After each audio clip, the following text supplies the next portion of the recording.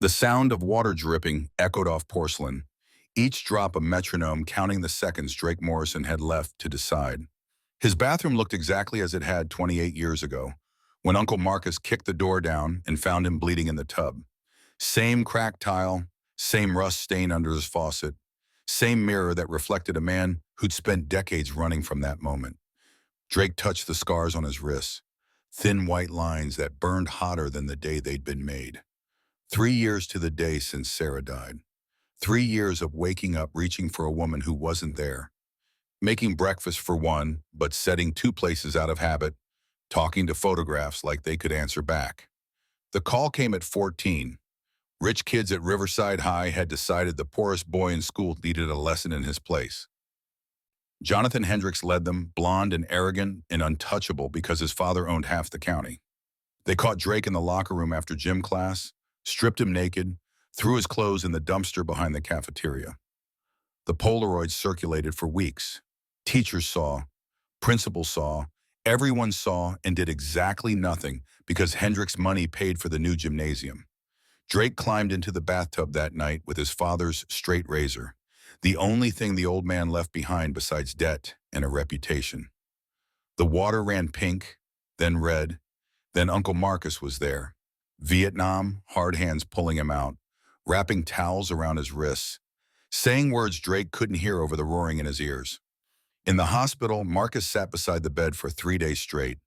When Drake finally spoke, his voice came out broken.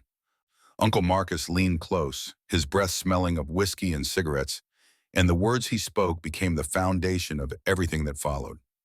You got two choices, kid. You can die from this, or you can make sure nobody else ever feels this way again. Drake chose life, but the boy who made that choice learned quickly that protection required a particular kind of strength. The Hells Angels gave him that strength, and for 20 years he wielded it without mercy. Uncle Marcus taught him how to fight, how to ride, how to hurt men so badly they stayed hurt. The club became family. Violence became language. Fear became currency. Then Sarah walked into Morrison Auto Shop 15 years ago with a '67 Mustang that needed a carburetor and eyes that saw straight through the armor Drake had built. She was a school counselor, dealt with broken kids every day, recognized the specific kind of broken that came from choosing to survive at any cost. Their first date, she asked him what he was running from. Their second, she asked what he was running toward. By the third, he knew he wanted to run toward her for the rest of his life. Sarah pulled him out of the darkness the same way Uncle Marcus had, but gentler. No judgment for what he'd been, just quiet certainty about what he could become. They married 6 months later.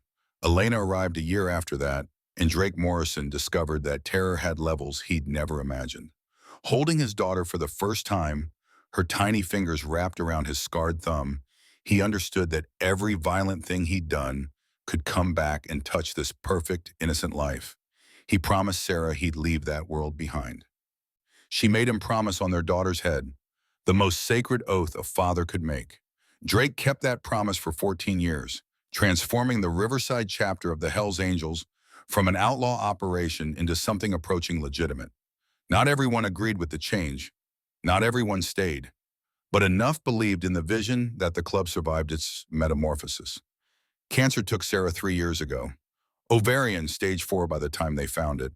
She lasted 8 months, fought every day, and died holding Drake's hand while Elena slept in the hospital chair beside them. Her last words echoed in his head every morning since. Be the man I know you can be, not the man you were.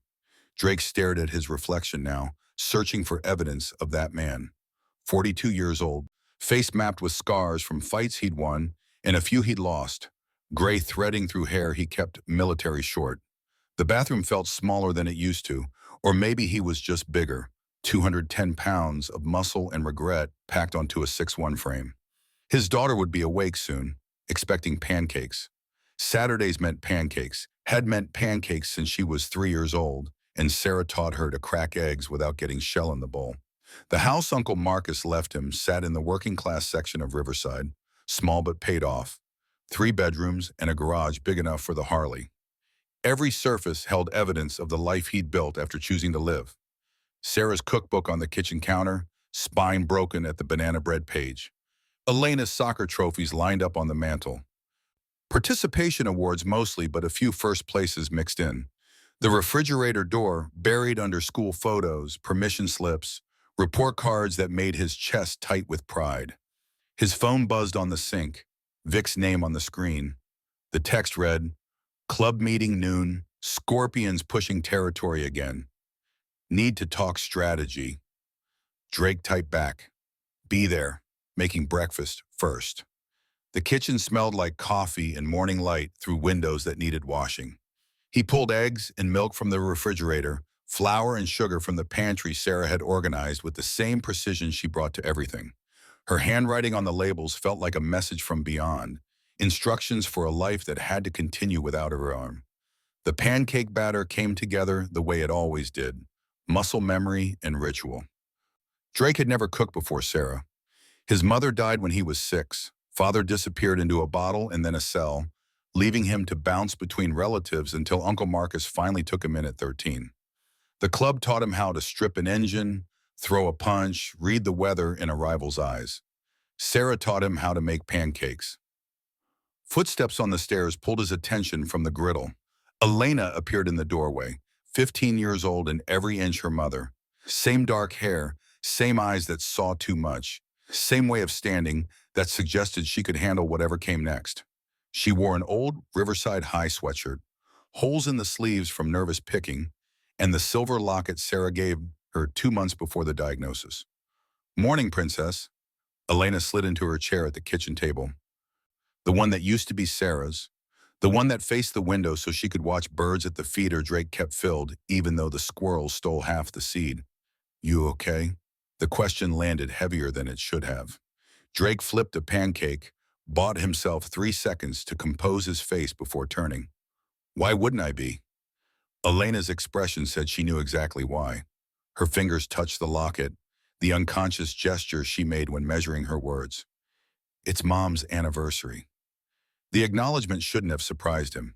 Elena missed nothing, inherited her mother's ability to read people like weather systems. Drake brought the plate to the table, stack of pancakes still steaming, butter melting into golden pools between layers. "I know, baby, but we keep going." That's what she'd want. They ate in the comfortable silence that had developed over 3 years of figuring out how to be a family of 2 instead of 3. Lena pushed pancake around her plate, not really eating, and Drake recognized the signs of a conversation building momentum. "Can I ask you something?" The question always preceded something difficult. Drake set down his fork, gave her his full attention the way Sarah taught him. "Anything." Elena met his eyes, and the directness in her gaze reminded him she wasn't a child anymore. "Do you miss her? Still?" The truth came easier than it used to. 3 years of grief counseling, 3 years of Elena's school counselor checking in, 3 years of learning that honesty about pain didn't make you weak. "Every second, but I have you, so I keep going." Something shifted in Elena's expression, relief or gratitude or maybe just recognition that they shared this particular wound. "I know today's hard, the anniversary." Drake reached across the table, covered her hand with his. The gesture felt inadequate, but words failed where touch sometimes succeeded. "We're doing okay, though, aren't we?" Elena nodded, then her jaw set in a way that meant she had more to say. "I know you were different before, Mom. I've heard stories." The kitchen temperature seemed to drop 10 degrees. Drake's hand tightened involuntarily around his coffee mug. "What stories?" Elena didn't flinch from the question. "That you were dangerous, that you did bad things. The other kids at school, their parents talk about the Hells Angels like you're criminals."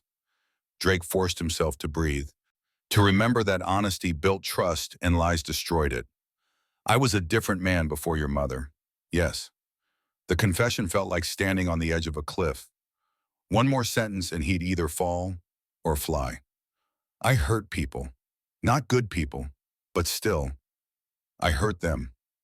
Elena's hand turned over, gripping his now, her strength surprising. "I'm not scared of you, Dad. I never could be. You're the gentlest person I know." The words landed like absolution Drake didn't deserve but desperately needed. His throat tightened. eyes burning in a way he'd learned to hide but couldn't quite manage this morning. Your mom saw something in me I didn't see in myself. She made me want to be better. And you keep me better. They sat like that, hands clasped across the table, until Elena finally pulled away and attacked her pancakes with renewed appetite. The moment passed but left something important in its wake, an understanding that they could talk about the hard things without breaking. Elena finished eating and checked her phone, the constant companion of 15-year-olds everywhere. I'm meeting Mia and Riley at Rocky's this afternoon, 2 o'clock. The tradition started when Elena was 12. Saturday milkshakes at the diner where Drake used to take Sarah on their early dates. Martha still worked there, had known Elena since she was small enough to need a booster seat. Be safe. Call if you need anything. Elena rolled her eyes but smiled, that particular teenage expression that said she loved him even when he was overprotective. I will. Love you, old man. She kissed his cheek and disappeared back upstairs, leaving Drake alone with the dishes and 3 hours before the club meeting. He washed the plates by hand, even though the dishwasher worked fine, another ritual Sarah had established. The repetitive motion gave his hands something to do while his mind wandered places he tried not to let it go. Jonathan Hendricks probably still lived in Riverside. Drake had avoided checking, avoided driving through the parts of town where money lived, avoided anywhere that might trigger memories of that locker room. But nearly 3 decades meant Jonathan was what, 48 now? Probably married, probably had kids of his own, probably remembered nothing about the poor boy he'd destroyed for entertainment. Drake dried the last plate and stacked it in the cupboard. The clock on the microwave read 9:30. The club meeting started at noon, which left time to work on the Harley, maybe change the oil, check the chain tension. Physical work helped quiet the thoughts that Sarah's anniversary always stirred up. The garage smelled like motor oil and old leather, comforting in its familiarity. Drake's Harley-Davidson sat in the center, 1994 Fat Boy, the same bike Uncle Marcus rode until his liver finally gave out 5 years back. The club helped pay for the funeral, standing room only at the cemetery, more leather and chrome than Riverside had probably ever seen in one place. Uncle Marcus died the way he lived, unrepentant and alone except for Drake and the Brotherhood. His last words came in the hospital, morphine slurred but clear enough. I wasted my life on hate, kid. Don't be like me. Drake promised he wouldn't, the same promise he'd made Sarah, the same promise he made himself every morning. But promises were easy in daylight. The test came when darkness pressed close, when the old ways whispered that problems had simple, violent solutions. His phone buzzed again, Vic this time, calling instead of texting. Yeah. Vic's voice came through steady, the tone of a man who'd seen enough combat to stay calm when others panicked. Got a situation. Can you come early? Drake checked the time. 10 o'clock. What kind of situation? A pause on the other end, the kind that meant bad news was coming. Corpians aren't just pushing territory. They hit Ghost's place last night, trashed his truck, spray-painted his garage. Message was clear. Drake's jaw clenched. Ghost Williams had done 5 years for assault, got out 2 years ago trying to rebuild a life, divorced, estranged from his kid, working construction and barely making rent. The club was all he had left. Is he okay? Physically, yeah, but he's talking the old talk. Wants to hit back, hit hard. The old talk, the language Drake spoke fluently for 2 decades before Sarah taught him a different vocabulary. I'm on my way. The Harley's engine caught on the first kick, that particular rumble that never got old no matter how many times he heard it. Drake backed out of the garage into morning sun that felt too bright for the conversation ahead. The ride to the clubhouse took 15 minutes through streets he could navigate blind, past the auto shop he owned, past the high school where Elena would be a junior next year, past Rocky's diner where she'd be safe and happy in 4 hours. The clubhouse sat on the edge of town. Old brick building from the 60s that the club bought cheap and paid off slower. American flags hung beside the Hells Angels logo, declaration that they were citizens and patriots even if the law didn't always see it that way. 15 motorcycles already lined up outside, more than Drake expected for an emergency call. Inside, the air tasted like coffee and tension. Vic stood near the bar, arms crossed, expression grim. Doc Rivera sat at a table reviewing something on his laptop, probably police reports or news articles. Hammer Johnson held court in the corner, with Ghost and three younger members, their body language aggressive in a way that set off alarms in Drake's head. Vic crossed to meet him before he was 3 steps through the door. It's bad. Ghost wants blood. Hammer's backing him. Drake surveyed the room, reading the dynamics with 2 decades of experience. The club had fractured before, healed, fractured again. Leadership meant holding the center when forces pulled toward the edges. Where's Ghost now? Vic jerked his chin toward the corner. Ghost looked up, caught Drake's eye, and the fury there was palpable. He was 40 years old but looked older, prison and divorce and regret adding years his birth certificate didn't account for. Drake approached slowly, hands visible, body language non-threatening. Ghost stood as he got close, 6 feet of coiled violence looking for a target. They destroyed my truck, Reaper. Fucking destroyed it. The nickname felt heavier today than usual. Reaper, death to fear itself. Uncle Marcus gave him that name after the first time Drake put a man in the hospital. Said it with pride like it was something to aspire to. I heard. I'm sorry. Ghost's hands clenched into fists. Sorry doesn't fix my truck. Sorry doesn't teach them respect. Hammer stepped up beside Ghost, 52 years old and every bit the old guard who believed in an eye for an eye and damn the consequences.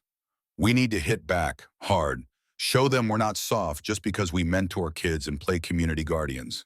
The challenge in Hammer's voice was clear. He'd voted against Drake's reforms 6 months ago, made his opinion known that the club was losing its edge, becoming something weak and ineffective. Drake kept his voice level, the tone Sarah used when de-escalating conflicts with angry parents at school. We can handle this without starting a war. Hammer laughed sharp and bitter. You hear that, Ghost?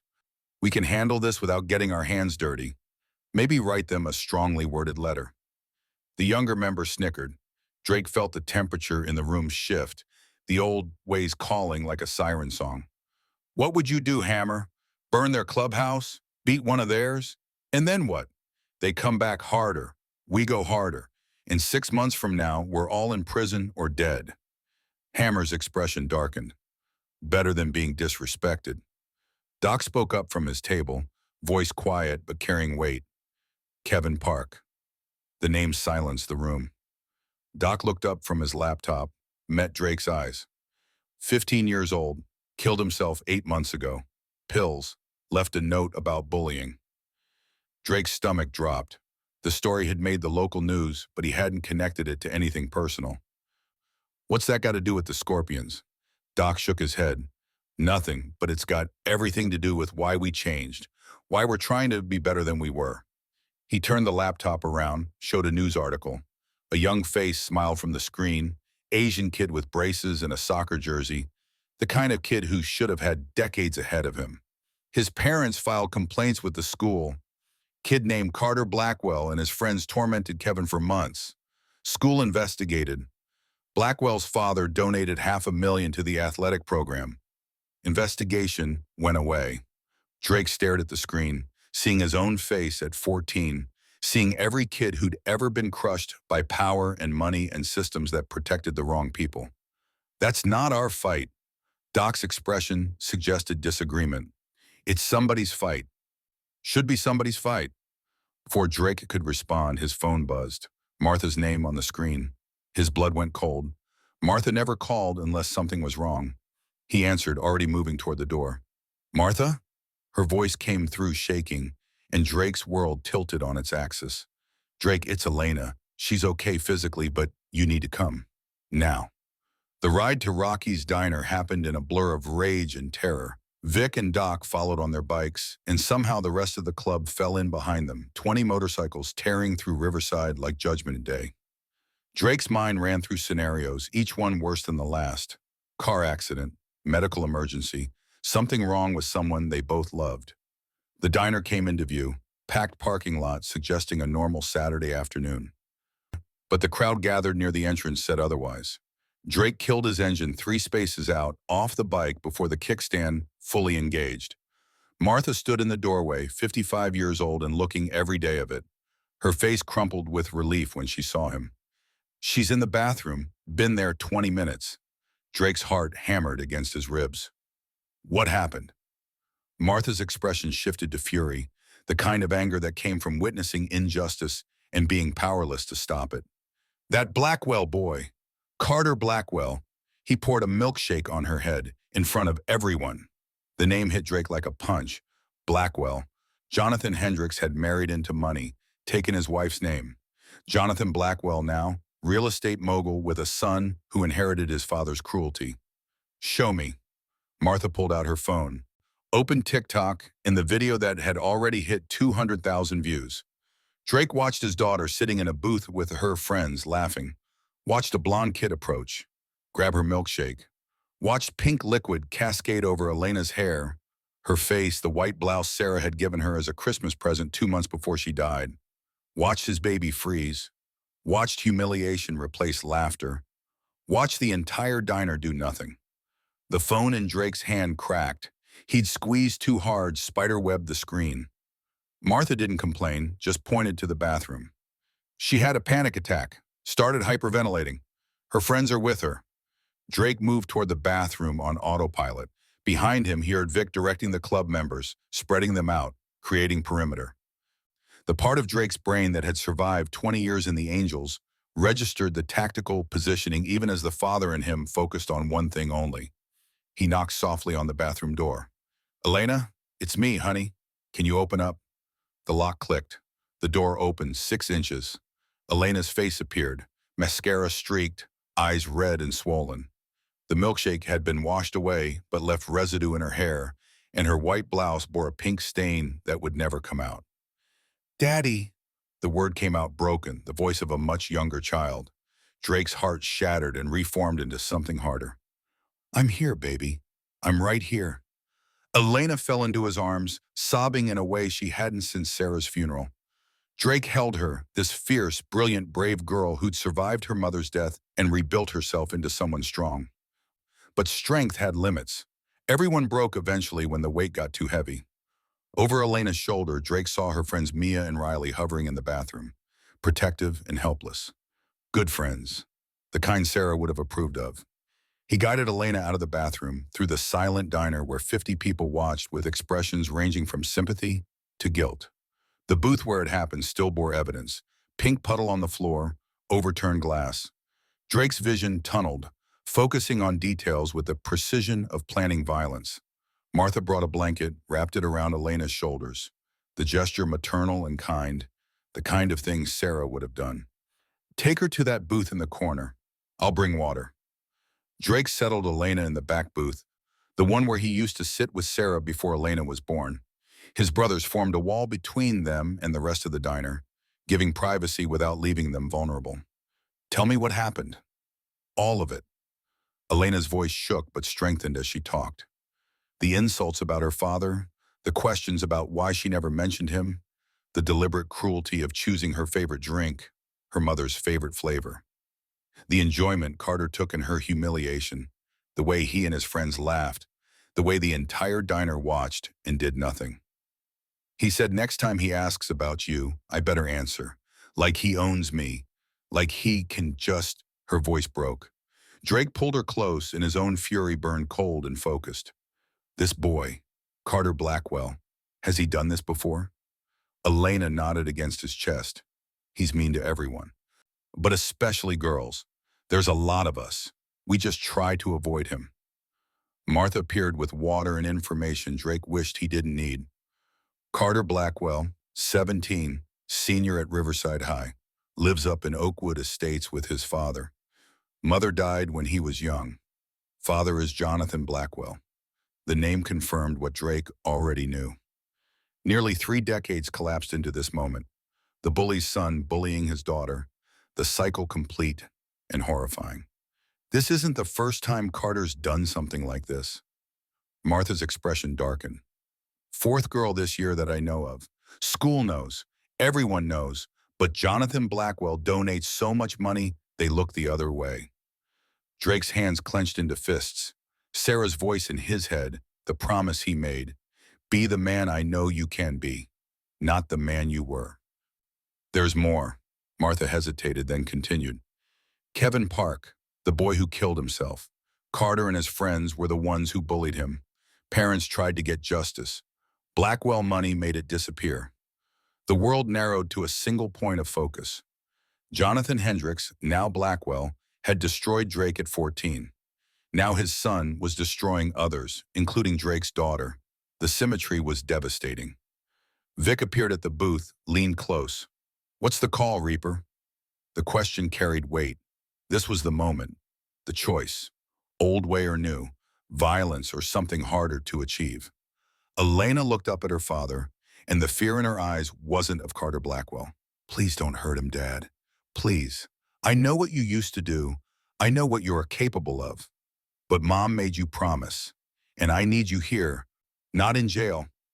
The plea landed like Sarah speaking from beyond. Be the man I know you can be. Drake cupped Elena's face in his scarred hands. I won't hurt him, I promise you, but he will learn, and you will have justice. He stood, looked at Vic, at Doc, at the 20 brothers who'd followed him here. Find out where Carter Blackwell is right now. We're going to have a conversation about respect. Vic pulled out his phone, started working. Doc joined him.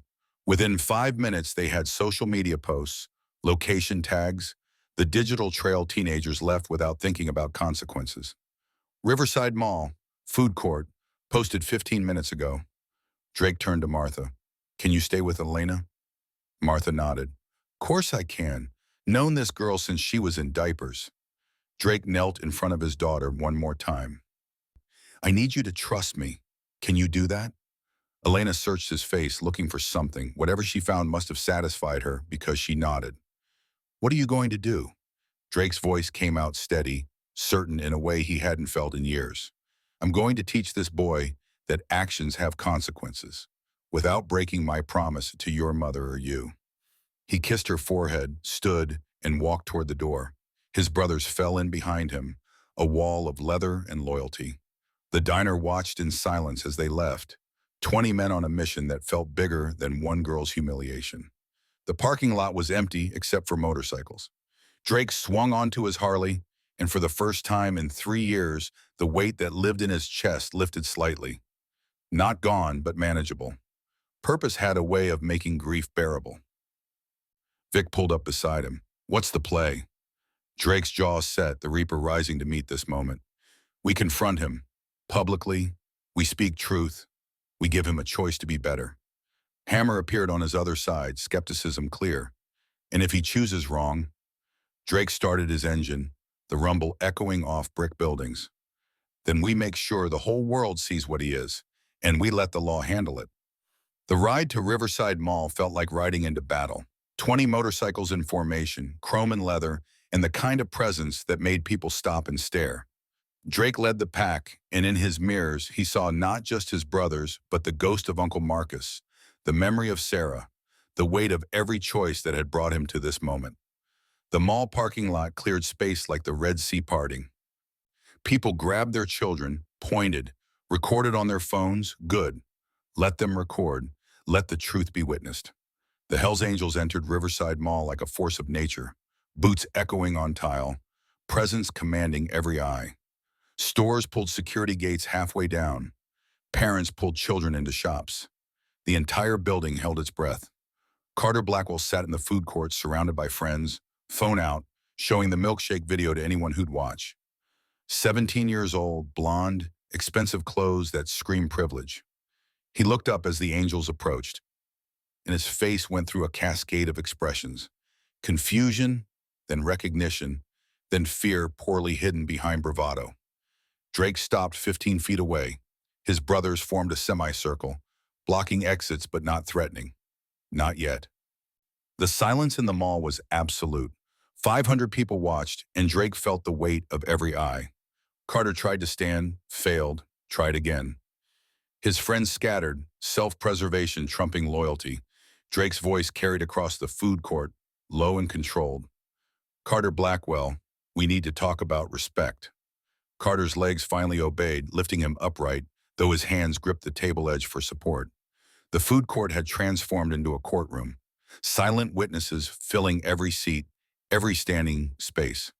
Drake measured the boy with eyes that had evaluated hundreds of threats, categorized levels of danger, calculated responses.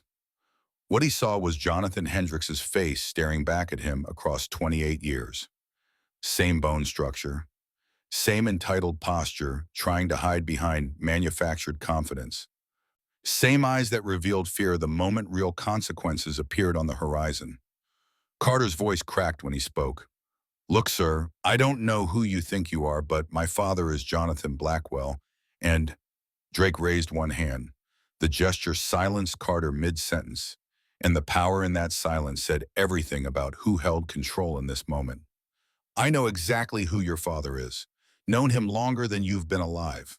Confusion flickered across Carter's features. Behind Drake, Vic shifted weight, ready to intervene if needed.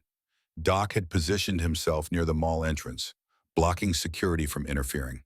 Hammer stood to Drake's left, judgment radiating from every line in his weathered face. "Do you know this girl?" Drake gestured toward the crowd. Elena emerged from behind Vic, and the gas that rippled through the onlookers carried recognition. The girl from the video, the victim made witness.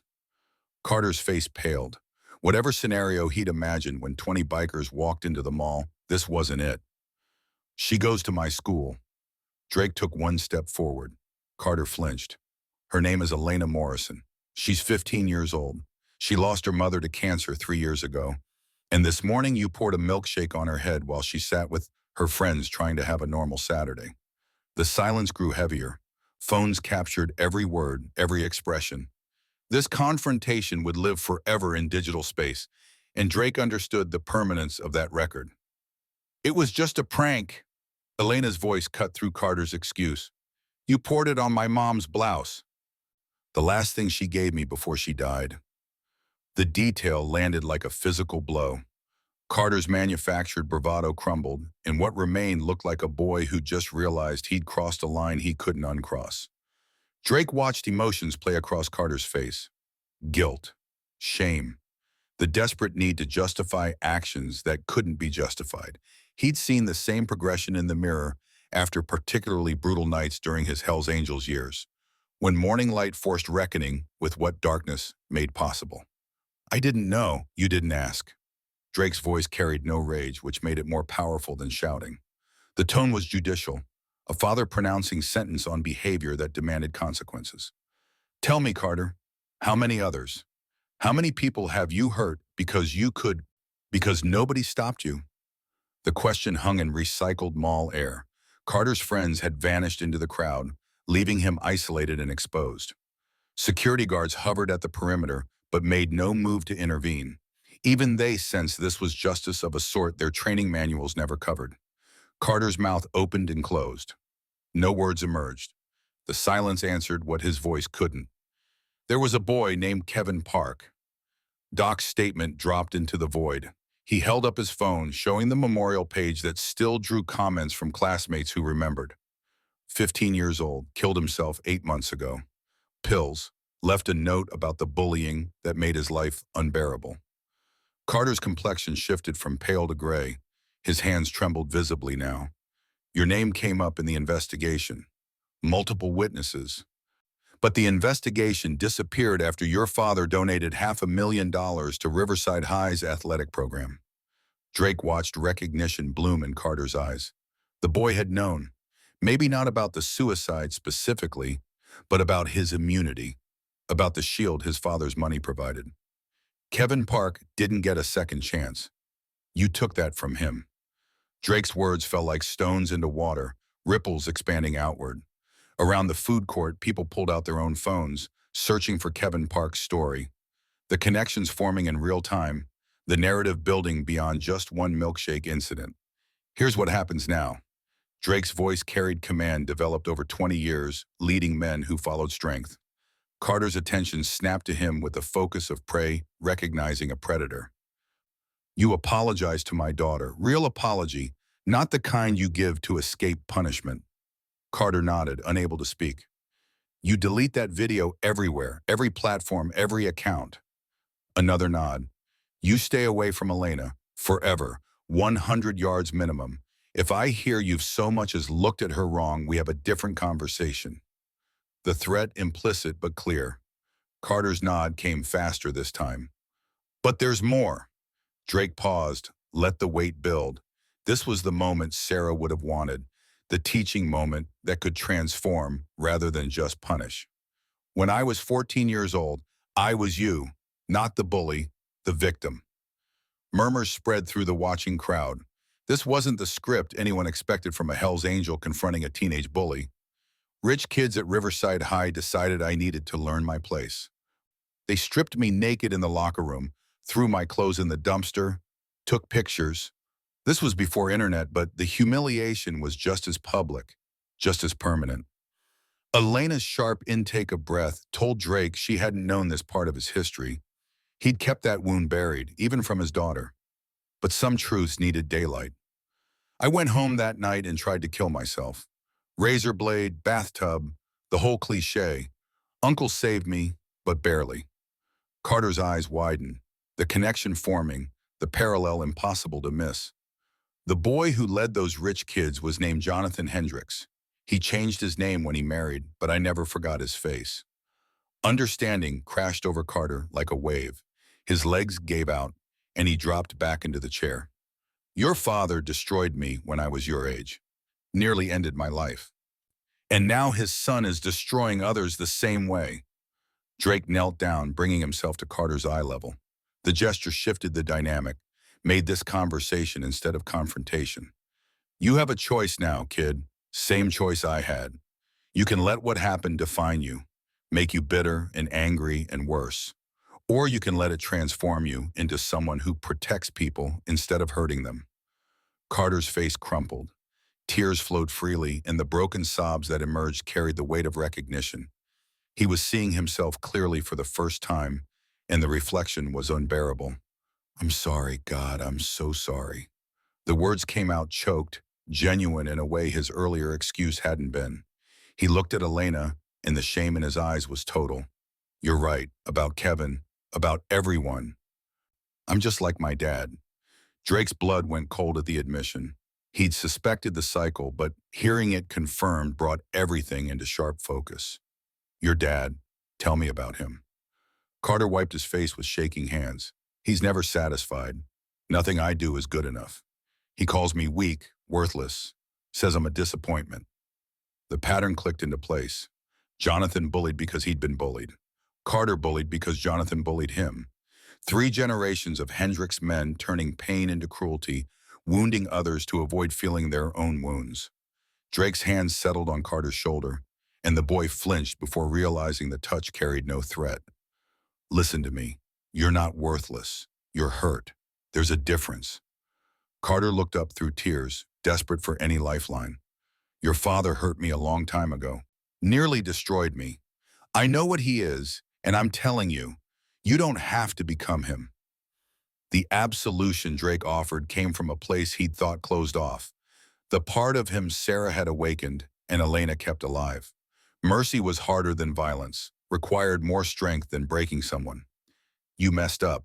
Bad. But you can fix it. Get help. Get therapy. Learn why you hurt people. And then help others not make your mistakes. Carter's voice came out small, younger than 17. Why would you help me after what I did to Elena? Drake stood, pulling Carter up with him. Because someone gave me a second chance. I'm giving you yours. Don't waste it. The food court erupted in applause. Not for Carter, but for the possibility of redemption.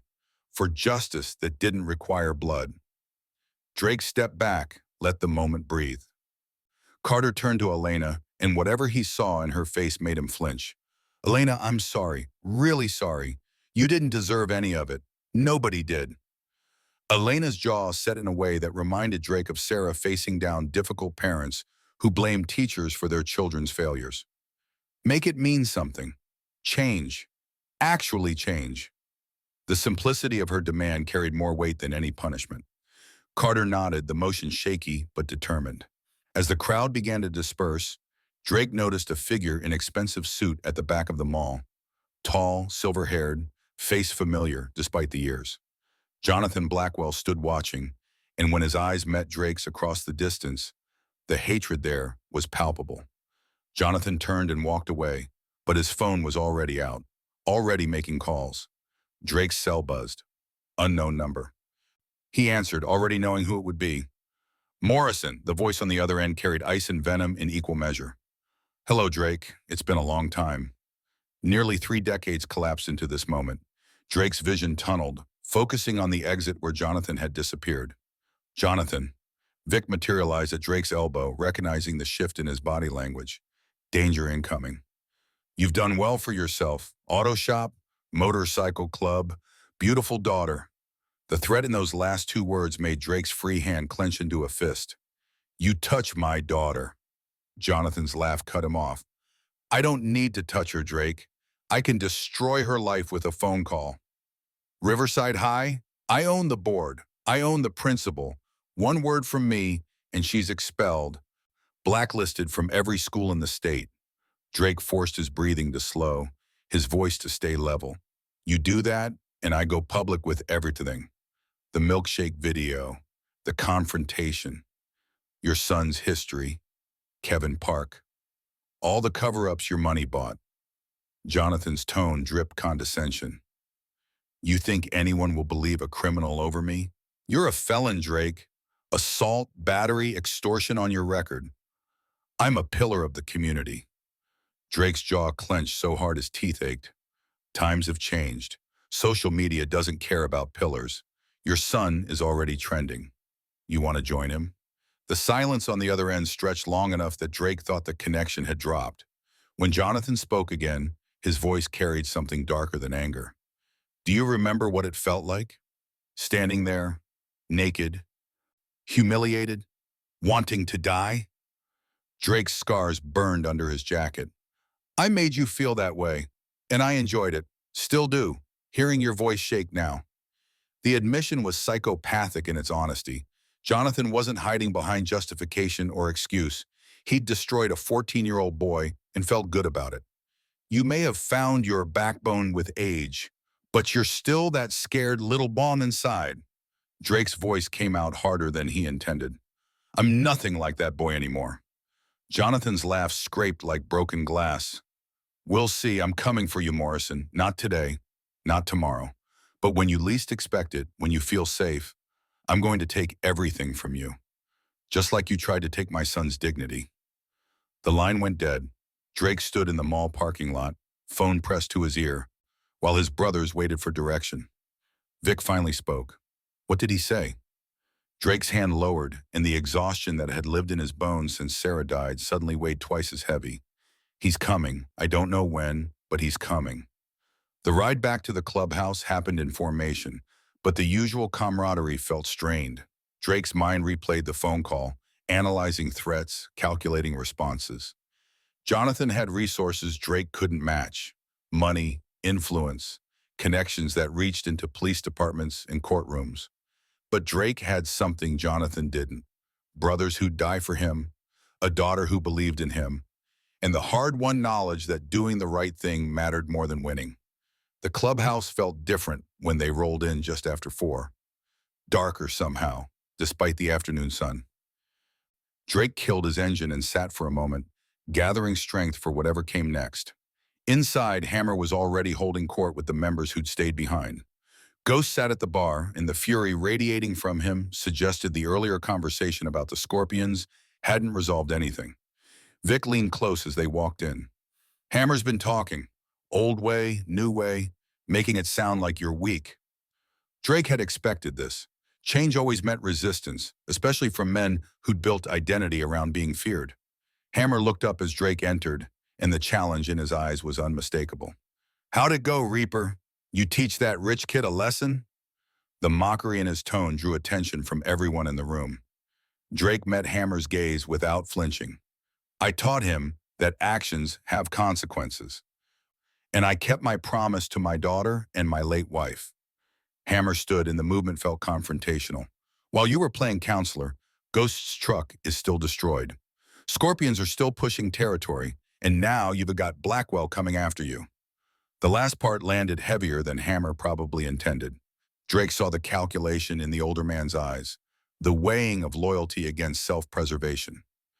I dealt with one problem. We'll deal with the others the same way. Hammer's laugh was bitter. The same way? Talking them into being better people? Ghost spoke up from the bar, voice raw. I'm with Hammer. We need to hit back. Can't let them think we're soft. Drake understood the impulse. He'd lived it for 20 years.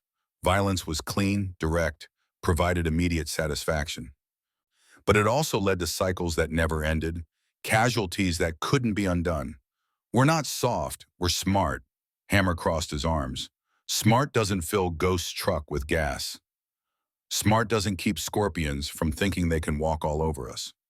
The room divided along invisible lines, older members gravitating toward Hammer, younger ones watching Drake, caught between traditions they'd inherited and the vision he'd presented.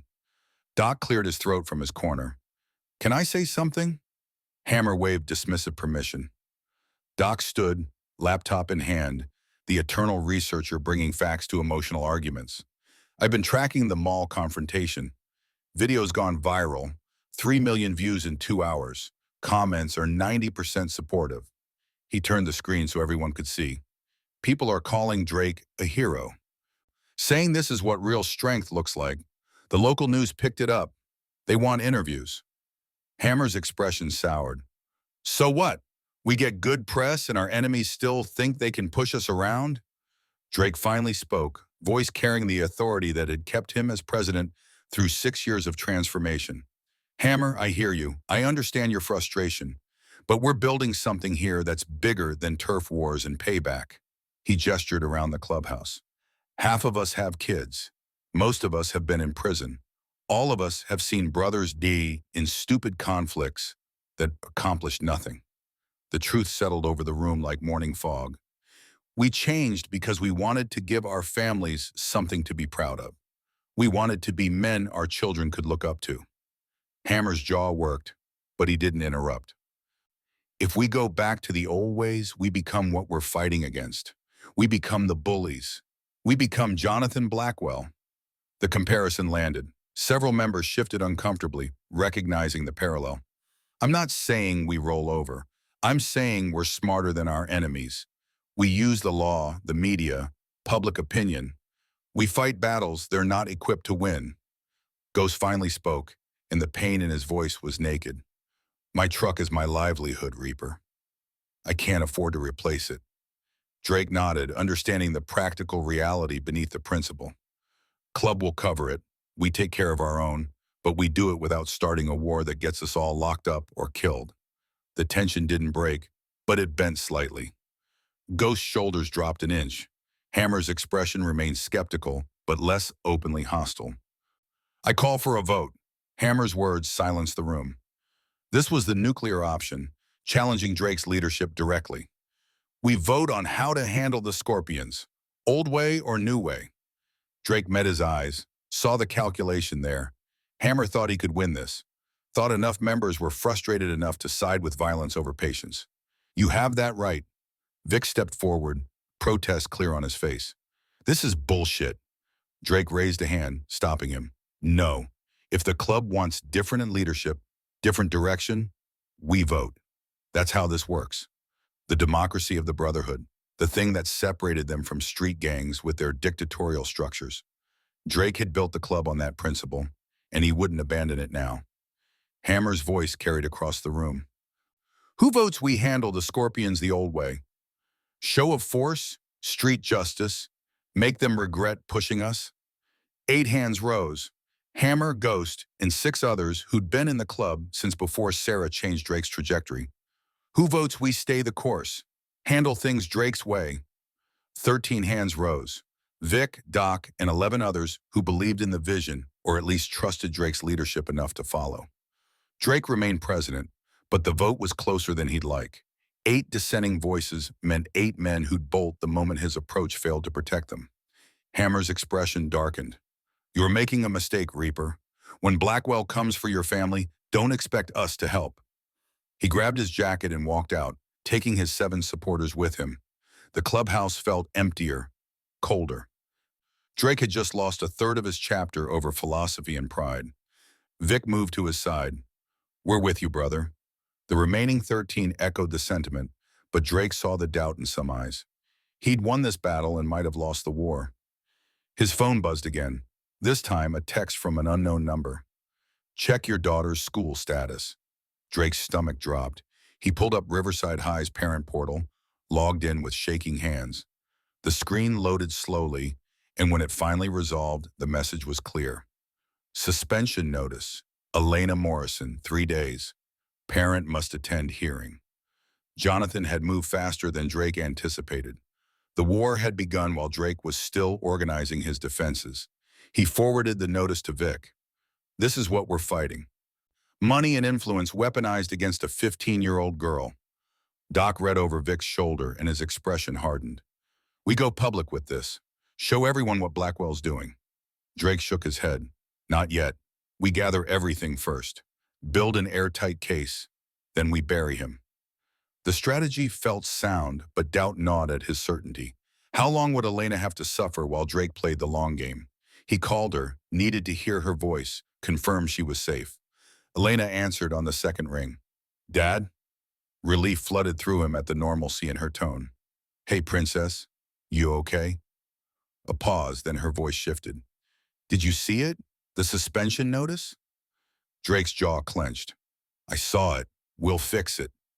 Elena's laugh was bitter, too old for 15. How? He owns everything, Dad. You said it yourself. The defeat in her voice cut deeper than any threat Jonathan could make. I'll figure out you could see, I promise. Another pause, longer this time. I know you will. I trust you. The faith in those words both strengthened and terrified him. Elena believed he could fix this, and Drake couldn't bear the thought of disappointing her. They talked for a few more minutes about nothing important, both avoiding the elephant crushing the room. When they hung up, Drake stood alone in the clubhouse office, surrounded by trophies from a life spent fighting the wrong battles. The evening bled into night. Drake stayed at the clubhouse, unable to face the empty house where Sarah's absence echoed in every room. Vic and Doc kept him company, drinking coffee and strategizing responses to Jonathan's opening moves. Around midnight, Doc's laptop chimed. He pulled up his email and his expression shifted from tired to alert. You need to see this. Drake leaned over his shoulder.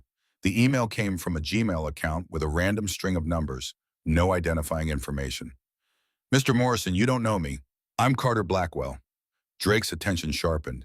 He read the rest in silence, and with each sentence, his understanding of the situation deepened.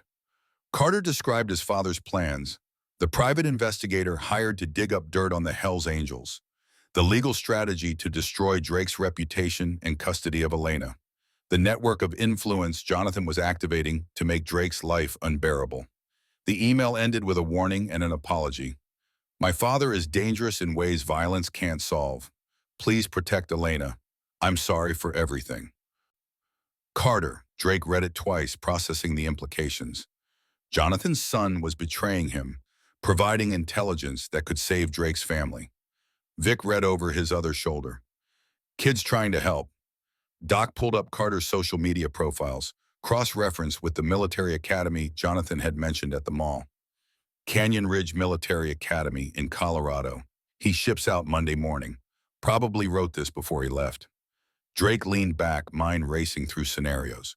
Carter's warning gave him time to prepare to shore up defenses before Jonathan's investigator could find the skeletons Drake had buried. We clean house, tonight. Anything that could be used against us, we get rid of it. The next 4 hours were spent scrubbing the clubhouse of anything remotely illegal. Old guns legally purchased, but not registered. Financial records from before the club went legitimate. Anything that could be twisted into evidence of criminal activity. By 4 a.m., the clubhouse was clean enough to pass inspection. Drake's body ached with exhaustion, but his mind wouldn't let him rest. Somewhere across town, Jonathan Blackwell was planning his next move, and Drake had to be ready. He finally went home as sunrise painted the sky orange and pink. The house waited quiet and still. Drake checked on Elena, found her sleeping peacefully, face relaxed in a way it hadn't been since the milkshake incident. He stood in her doorway watching her breathe, this miracle of a human being he and Sarah had created. The thought of Jonathan using her as a weapon to hurt Drake made rage bloom fresh and hot in his chest. Sarah's voice in his head, always there when he needed guidance most. Protect her, but don't let the protection make you into something she can't recognize. Drake closed Elena's door quietly and went to his own room. Sleep came in fits and starts, interrupted by nightmares of bathrooms and blood, and a blond boy laughing while the world ended. Morning arrived too fast. Drake dragged himself downstairs to find Elena already dressed for school, backpack ready. "You're going?" She looked at him like he'd suggested something crazy. "I'm suspended starting Monday. I've got today and tomorrow left. I'm not hiding." Pride and fear warred in Drake's chest. His daughter inherited Sarah's strength, the refusal to be cowed by those who thought power came from cruelty. "Want me to drive you?" Elena shook her head. "Riley's mom is picking us up.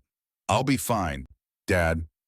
She kissed his cheek and was gone, leaving Drake alone with coffee and dread. The house felt too quiet. He needed to move, to do something productive while his mind spun disaster scenarios. The auto shop provided distraction, physical work that required attention but not deep thought. Drake spent the morning rotating tires and changing oil, letting muscle memory guide his hands while his subconscious worked on the Jonathan problem. Around noon, his business phone rang. The number showed Riverside High. Morrison Auto. The voice on the other end belonged to Vice Principal Morris, a man Drake had met exactly twice during parent-teacher conferences. "Mr. Morrison, this is Vice Principal Morris from Riverside High. We need to discuss your daughter's suspension." Drake's hand tightened on the phone. "I'd like to discuss it in person. Tomorrow morning." Morris's tone carried finality. "That won't be necessary. The suspension stands. Elena may return Thursday morning." Drake forced his voice to stay level. "On what grounds? She didn't do anything wrong." Morris cleared his throat. "Your presence at the mall with known gang members constituted a threat to student safety. Elena's association with that behavior makes her a liability." The bureaucratic doublespeak barely concealed Jonathan's fingerprints. "My daughter was the victim. She was humiliated and traumatized." Morris's voice went flat. "And the perpetrator has been removed from campus. Elena faces consequences for her father's actions." "That's the administration's decision." Drake's vision went red around the edges. "I want to speak to Principal Hayes." Morris's pause carried satisfaction. "Dr.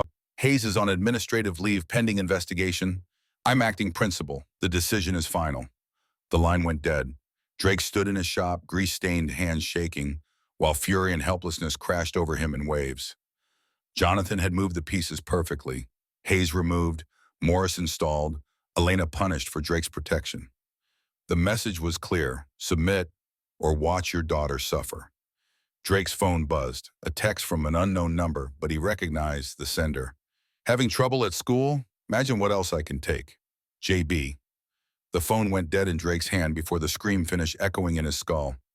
Elena's voice, terrified and cut short, played on loop in his mind as his body moved on instinct developed over decades of crisis response. He was already moving toward his truck when Vic grabbed his arm. "What happened?" Drake's voice came out hollow, scraped clean of everything except the single fact that mattered. "They took her." The shop erupted into motion. Doc was already on his laptop, pulling up Elena's phone location. Vic had his cell out, calling every member of the club. Hammer might have walked out yesterday, but when a brother's daughter went missing, old loyalties trumped new divisions. Drake's hands shook as he pulled up the tracking app he'd installed on Elena's phone 2 years ago, the compromise Sarah negotiated when Elena started high school. The blue dot blinked on a street corner, 3 blocks from Riverside High, stationary for the last 4 minutes. "She's not moving." Doc leaned over to confirm, fingers flying across keys. "Her phone's still transmitting."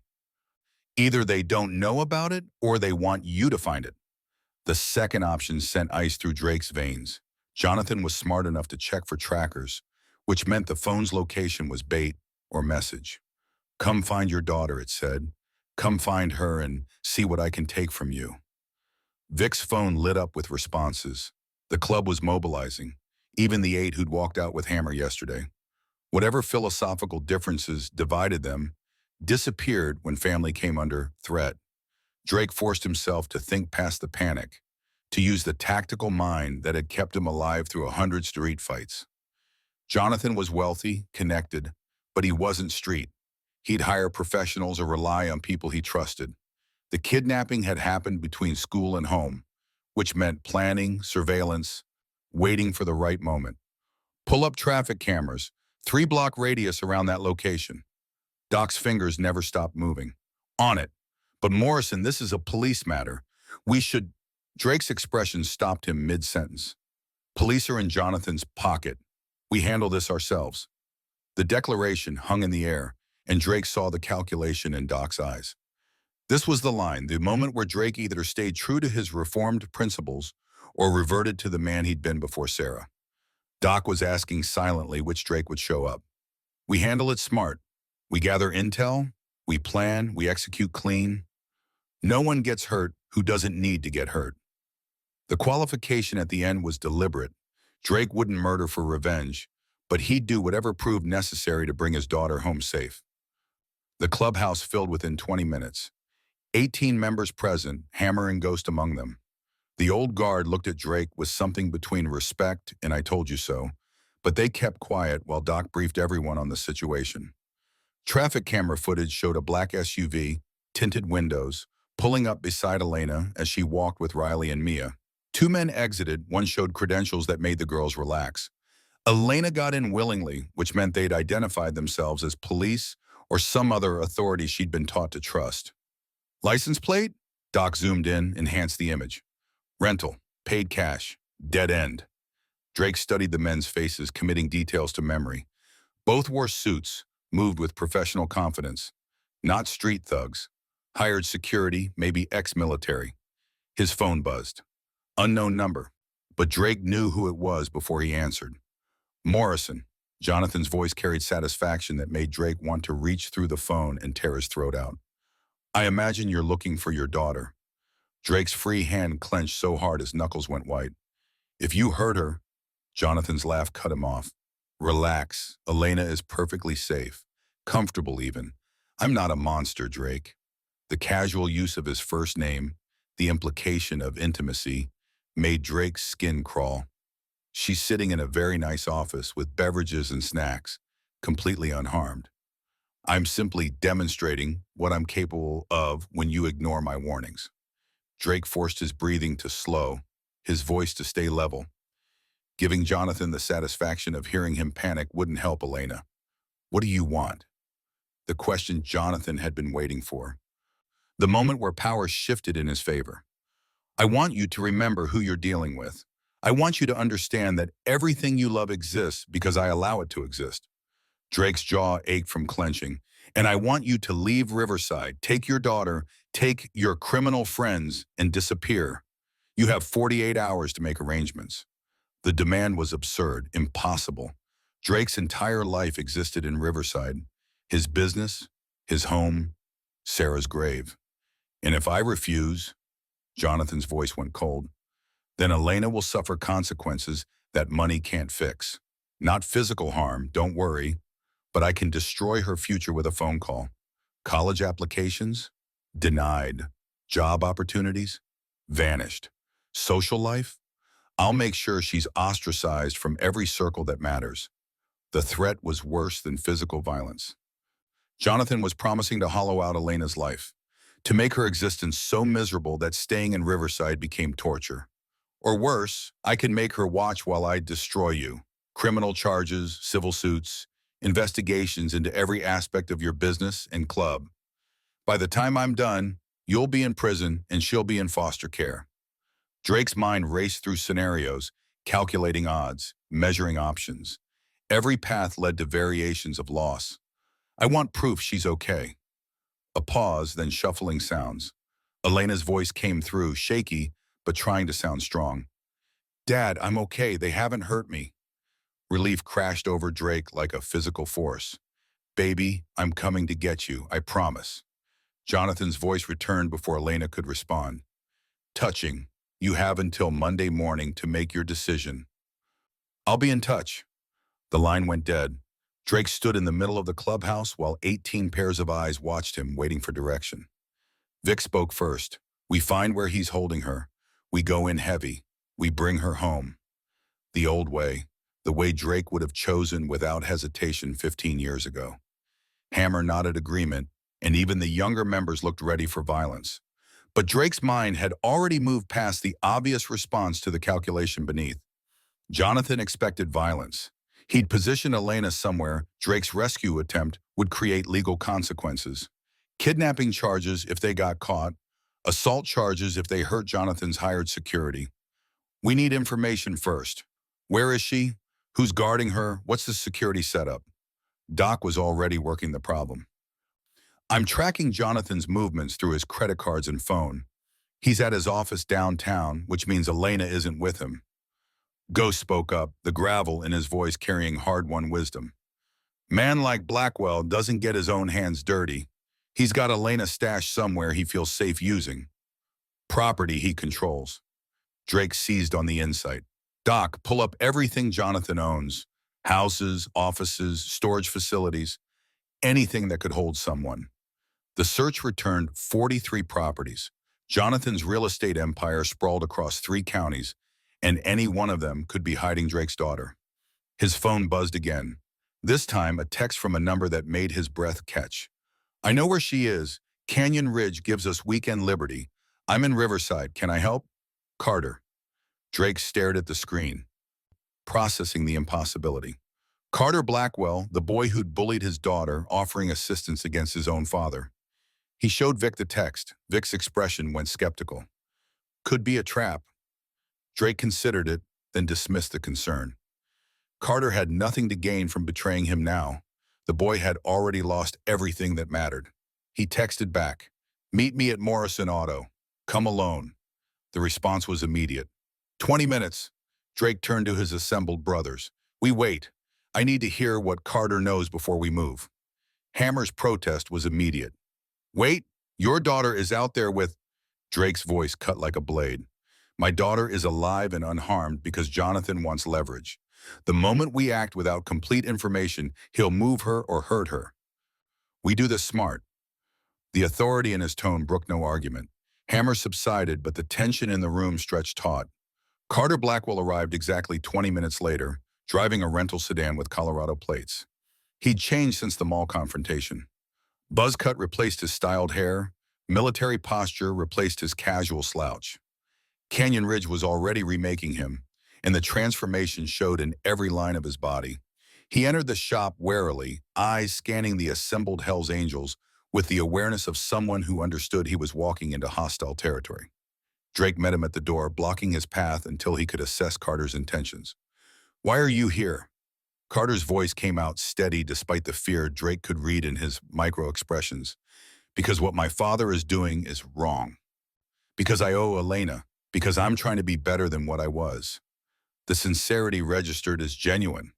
Carter wasn't playing games or serving his father's agenda. He was a boy trying to make amends the only way he knew how. How do you know where Elena is? Carter pulled out his phone, showed text messages from Jonathan's secretary, personal assistant more likely, someone Carter had known his entire life and still had access to. Mrs. Chen thinks I'm asking because I'm worried about Dad's stress levels. She told me he's spending the weekend at the lake house preparing for a difficult negotiation. That's his code for doing something he doesn't want anyone knowing about. Drake's mind supplied the location instantly. Blackwell owned a property on Lake Riverside, 40 minutes outside town. Remote, private, the kind of place where you could hold someone without neighbors noticing. Doc pulled up satellite imagery while Carter continued. It's a 3-bedroom house on 20 acres.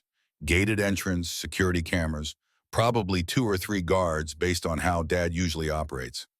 The intelligence was gold. Drake felt the momentum shifting, possibilities opening that hadn't existed 5 minutes ago. Why would he take her there? Why not somewhere more secure? Carter's expression darkened. Because that's where he took me when I needed punishment. The place has history, bad history. The admission carried weight that silenced the clubhouse. Carter wasn't just providing tactical information. He was revealing the abuse that had shaped him, the cycle that connected 3 generations of Blackwell men. Vic studied Carter with new understanding. Your father beat you there? Carter shook his head. Worse, he'd lock me in the basement. No lights, no food. Hours sometimes. Days once. Said he was teaching me strength. Drake's stomach turned. The pattern was complete. Jonathan had been bullied, so he bullied his son. Carter bullied others to avoid feeling his own powerlessness. And now Jonathan was using that same location to torture Drake the way he'd tortured his own child. I can get you onto the property. Mrs. Chen gave me the gate code in case Dad needs anything. He won't expect me to use it against him. The offer hung in air thick with possibility and danger. Drake saw the calculation in his brother's eyes. Carter could be telling the truth, providing the key to rescuing Elena. Or he could be serving as bait in Jonathan's trap. But Drake's instincts, honed over decades of reading people in high-stakes situations, said Carter was genuine. The boy's body language, his micro-expressions, the way he held himself, all of it communicated sincerity. How soon can we move? Doc looked up from his laptop. Sunset is in 3 hours. We go after dark, we have cover, but we need to scout first, confirm Elena's actually there. Drake nodded agreement. Charging in blind was how people died. Carter, can you get us eyes on the property without alerting your father? Carter considered, then nodded. I can drive by, check if his car's there.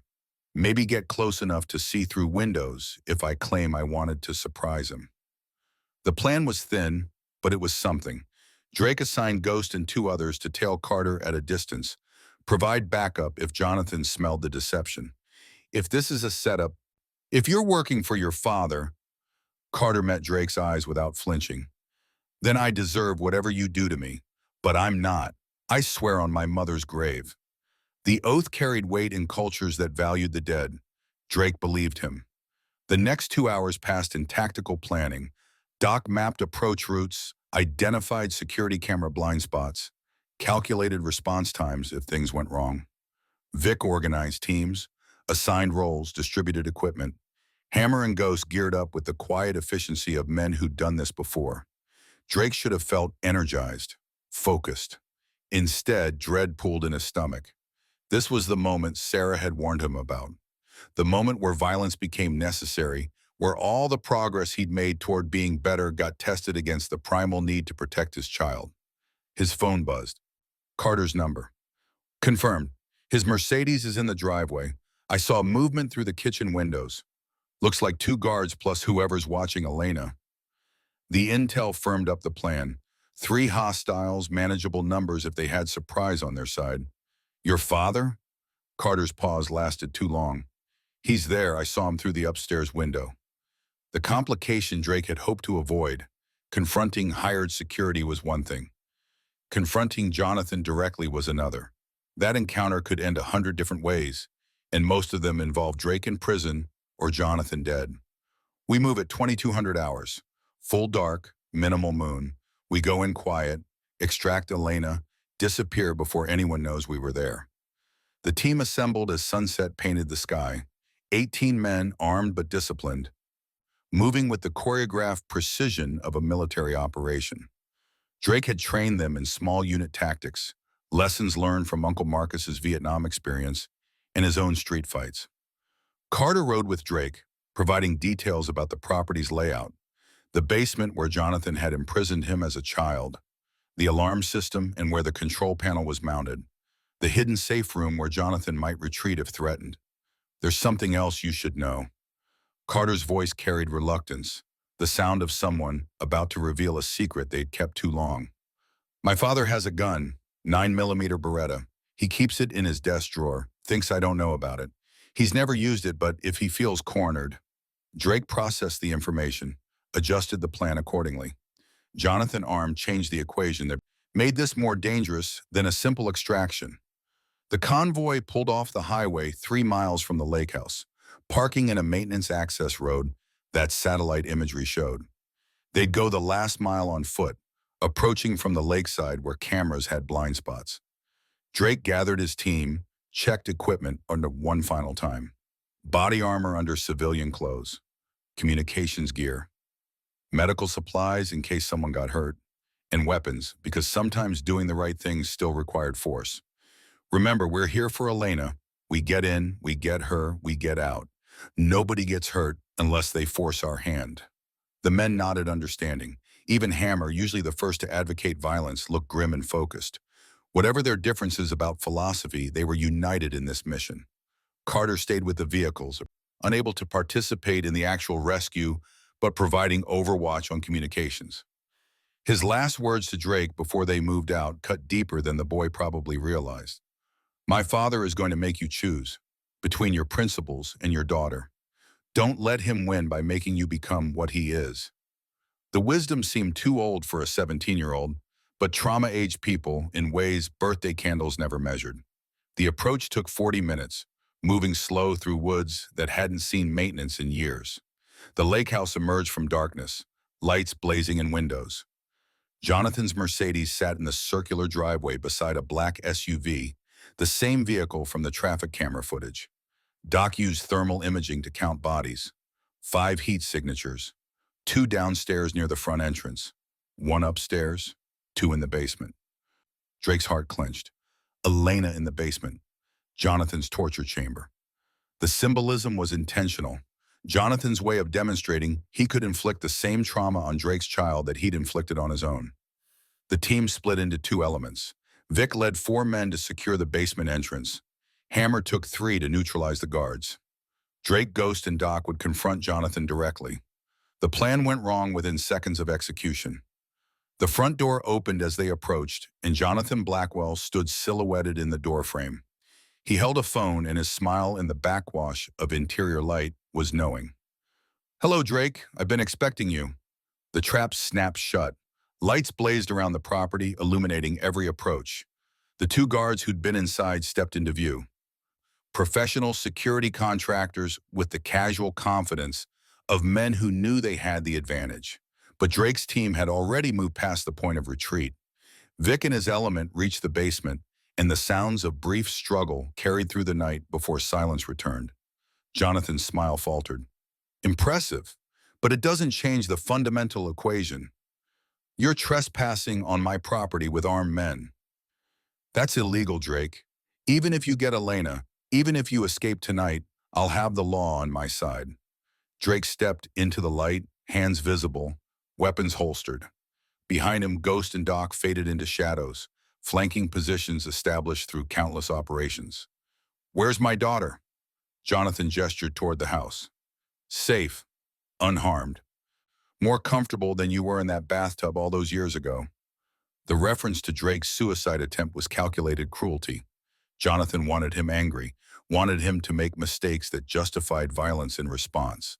Drake forced his voice to stay level. This isn't about us. This is about our children. Jonathan's laugh scraped like metal on concrete.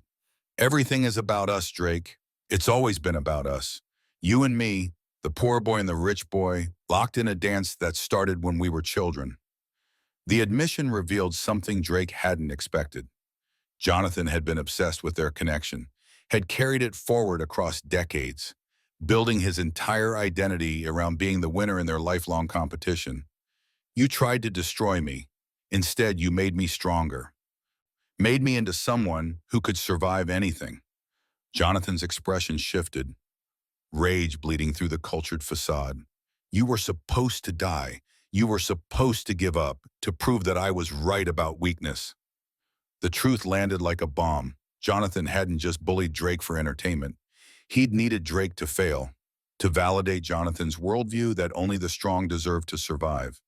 But you didn't die. You built a life, a family, a legacy. And Jonathan's voice cracked, the first authentic emotion Drake had heard from him. I built an empire and found it empty. I raised a son and created a monster. I won everything and lost what mattered. The confession hung in night air. This was the moment Carter had predicted. The choice between principle and vengeance, between breaking the cycle and perpetuating it. Drake spoke, and the words came from the man Sarah had helped him become. It's not too late to change. Jonathan's laugh held no humor. Change? I'm 48 years old, Drake. I am what I am.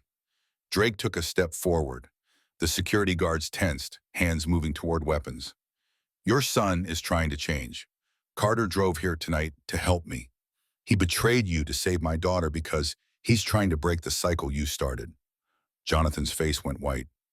Carter is here? The revelation shook him in a way threats of violence never could. His son, his heir, choosing Drake's side over his own father's. He's trying to be better than what you made him. The question is, can you? The challenge hung between them. Vic's voice crackled through Drake's earpiece. We have Elena. She's safe. No injuries. Relief flooded through Drake so intensely his knees almost buckled. Elena was alive, unharmed, secure. Everything else became negotiable. Jonathan heard the transmission through Drake's visible earpiece. His shoulders sagged, defeat replacing defiance. You win. Take her. Leave. But Drake didn't move. This wasn't about winning. It was about ending something that should have ended nearly 3 decades ago. Why did you do it? Back then in the locker room, what did I do to deserve that? Jonathan's expression crumpled, and the mask he'd worn for decades finally fell away. You did nothing. You were nothing. Just a poor kid who reminded me of myself before I learned to hide weakness. The admission confirmed what Drake had suspected. Jonathan's cruelty came from self-hatred projected outward. My father was worse than you can imagine. Made your Uncle Marcus look gentle. Everything I did to you, he did to me tenfold. The cycle revealed completely. Jonathan's father had brutalized him. Jonathan brutalized Drake, and later his own son. Carter brutalized others. 3 generations of wounded men creating more wounded men. So we break it, here, tonight. No more. Jonathan's laugh was broken. How? I've destroyed too much, hurt too many people. There's no redemption for what I am. Drake thought of Sarah, of the grace she'd offered when he didn't deserve it, of the second chance that had given him Elena, a life worth living, meaning beyond survival. You don't know that. You've never tried. Elena appeared in the doorway, flanked by Vic. Her face was tear-streaked but determined. She looked at her father, then at Jonathan, measuring both men with the wisdom of someone who'd learned too young that adults were fallible. He locked me into the basement, just like he locked Carter. The accusation was simple, devastating. Jonathan flinched as if struck. I didn't hurt you. I just needed Drake to understand. Elena cut him off. You hurt me by scaring me. You hurt my dad by making him think you'd done worse. And you hurt yourself most of all by thinking any of this would fix what's broken inside you. The 15-year-old's insight silenced everyone. She'd dissected Jonathan's pathology with the precision Sarah would have brought to the same problem. Jonathan sank onto the porch steps, and the man who'd ruled through fear and money looked small and old. I don't know how to be anything else. Drake sat beside him, and the gesture shocked his brothers as much as it shocked Jonathan. 2 men who'd been locked in destructive orbit for nearly 3 decades, finally breaking free through the simple act of sitting together. You start by admitting what you did was wrong. To me, to your son, to everyone you've hurt. Jonathan's hand shook. And then? Drake thought about the long road from that bathtub to this moment. Then you do the work. Every day. You make amends where you can. You change what you're able to change. And you accept that some damage can't be undone, only lived with. They sat in silence while the night breathed around them. Finally, Jonathan spoke. Carter really helped you tonight? Drake nodded. He's trying to be better than what you made him. Maybe you could try the same. Jonathan's phone buzzed. He pulled it out, stared at the screen, then showed Drake. A text from Carter. Dad, I'm sorry, but you needed to be stopped. I love you. Please get help. See, the message broke something in Jonathan. He buried his face in his hands, and the sobs that emerged carried decades of suppressed pain. Drake stood, gave the man privacy for his breakdown. Elena crossed to her father, and he pulled her into an embrace that said everything words couldn't. I'm okay, Dad, really. Drake kissed the top of her head, breathing in the realness of her, the miracle of her safe return. I know, you're braver than I ever was. The extraction happened without further drama. Jonathan's security guards made no move to stop them. Jonathan himself remained on the porch steps, broken but possibly beginning the long journey toward healing. Carter waited with the vehicles, and when Elena emerged from the woods, his face transformed with relief. "I'm so sorry for everything." Elena studied him for a long moment, then extended her hand. "Thank you for helping. Keep working on being better." The gesture was grace without absolution, acknowledgement without forgiveness. Carter took her hand, understanding the gift she was offering. The convoy drove back toward Riverside in silence. Dawn was breaking as they reached the city limits, painting the sky in shades that promised new beginnings. Drake's phone buzzed one final time. Jonathan's number. "Thank you for not killing me, for showing me there's another way. I'll try. JB." The text wouldn't undo years of damage. Jonathan might fail, might fall back into old patterns, but the possibility of change existed now where it hadn't before. 6 months later, Drake stood at the podium of a high school auditorium, addressing 200 teenagers and their parents. The Hells Angels had partnered with 3 local schools, implementing anti-bullying programs that combined peer mentorship with adult intervention. Elena sat in the front row, now a junior, co-founder of the school's student advocacy group. Beside her, Riley and Mia and a dozen other students who'd found their voices after watching someone stand up to power. In the back of the auditorium, Carter Blackwell stood in his Canyon Ridge dress uniform. He'd volunteered to speak about his own journey from bully to advocate, still doing the work of redemption one day at a time. And in a seat near the middle, partly hidden, Jonathan Blackwell sat alone. He'd sold most of his properties, donated millions to anti-bullying foundations, started therapy that was slowly peeling back layers of trauma and defense mechanisms. Father and son hadn't reconciled. Maybe they never would, but they were both trying to become people worthy of reconciliation, and that was something. Drake's speech was simple. We all have choices about who we become. The pain we've suffered doesn't have to define us. We can break cycles. We can choose mercy over vengeance, growth over stagnation, hope over despair. He looked at Elena, at Carter, at Jonathan. It's never too late to become who you should have been all along. The applause that followed wasn't for him. It was for possibility, for the idea that transformation remained achievable no matter how far someone had fallen. After the event, as the auditorium emptied, Jonathan approached Drake. They hadn't spoken directly since that night at the lake house, communicating only through lawyers and mediators. "I wanted to say," Drake raised a hand, stopping him, "don't apologize again. Apologies are cheap. Show me through your actions that you've changed." Jonathan nodded, accepting the challenge. "Carter's doing well at Canyon Ridge. He made honor roll. He's helping younger cadets with their struggles." Pride and pain mixed in Jonathan's voice. His son was succeeding despite him, not because of him. "That's good. Elena mentions him sometimes, says he writes to her occasionally. Just checking in, seeing how she's doing." The information seemed to bring Jonathan comfort. "I don't expect forgiveness from you, from Carter, from anyone. I just wanted you to know I'm trying." Drake studied the man who'd nearly destroyed him twice in one lifetime. Jonathan looked smaller now, worn down by the weight of facing who he'd been. But underneath the exhaustion, something resembling peace was growing. "That's all any of us can do. Keep trying." They shook hands, and the gesture closed a chapter that had been open for nearly 3 decades. Drake drove home as sunset painted the sky. The house that had felt empty after Sarah died now held life again. Elena's friends were coming over for a study group. The refrigerator was covered with new photos, new memories being made. He passed Sarah's picture on the mantle, and her smile seemed to carry approval. He'd kept his promise. He'd been the man she knew he could be, not the man he'd been. The doorbell rang. Vic and Doc, showing up for the weekly poker game that had become tradition. More brothers arrived, filling the house with laughter and the particular camaraderie of men who'd been through fire together. Elena emerged from her room, heading downstairs to join them before her friends arrived.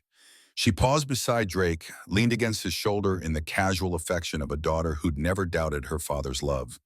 "You did good, Dad." The simple statement carried everything. Validation, gratitude, Recognition that the hard choices had been the right choices. We did good, all of us, because that was the truth. Transformation wasn't solitary. It required community, support, people willing to believe in your potential even when you couldn't see it yourself. The evening unfolded in ordinary moments that felt extraordinary because they existed at all. Drake playing poker with his brothers while Elena studied with friends. Laughter echoing through rooms that used to echo with grief. Life continuing, growing, becoming something better than what it had been. Later, after everyone left and Elena was asleep, Drake sat in the garage with his Harley. He touched the scars on his wrists, the permanent reminder of the choice he'd almost made at 14. Those scars had defined him for too long.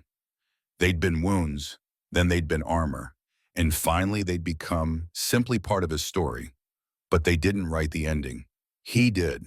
Every day, with every choice, with every moment, he chose growth over destruction, mercy over vengeance, hope over despair. Uncle Marcus had asked him to choose life. Sarah had asked him to be better. Elena had asked him to stay true to his promises. He'd chosen all three. And in doing so, he discovered that strength wasn't about how much pain you could inflict. It was about how much pain you could heal, starting with your own. The cycles were broken, the wounds were scarring over, and tomorrow would come with new chances to keep becoming who he was always meant to be. A father, a brother, a man who'd survived being broken and learned how to help others survive their own breaking. That was legacy enough. The morning Vice Principal Morris was escorted from Riverside High by the school board's attorney. Elena Morrison stood in the hallway watching with quiet satisfaction. The investigation into his corruption had been thorough. Documented evidence of accepting bribes from Jonathan Blackwell, falsifying disciplinary records, and systematically protecting wealthy students while punishing their victims. Elena's suspension had been expunged from her record 3 weeks ago. Morris would face criminal charges. Jitter Hayes, cleared of all wrongdoing, returned to her position as principal. Justice didn't always come quickly, but it came. Drake picked up his phone that afternoon, a number he'd saved but never called. Jonathan answered on the first ring. Morrison. Blackwell, you heard about Morris? A pause, then. I testified against him, gave them everything.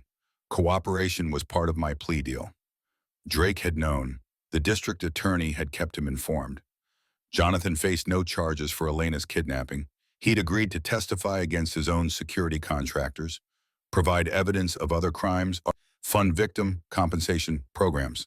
The system wasn't perfect, but it bent toward accountability. Your daughter's record is clean, Jonathan continued. I made sure of it. I know. Thank you. They hung up without saying more. Some conversations didn't need lengthy epilogues. That evening, Drake returned home to find Elena in the kitchen, laughing with her friends while attempting to recreate Sarah's banana bread recipe. The house smelled like home again. Felt like home again. He stood in the doorway, watching his daughter live her life unburdened by the weight of other people's cruelty. This was what he'd fought for. This moment. This possibility. Sarah's photo caught his eye from the refrigerator. He could almost hear her voice. You kept your promise, love. You became exactly who I knew you could be. Drake smiled. The journey from that bathroom floor to this kitchen had taken 28 years of hard choices, painful growth, and learning that strength came in forms he'd never imagined. But he'd made it. They'd all made it. And tomorrow they'd keep making it, one day at a time.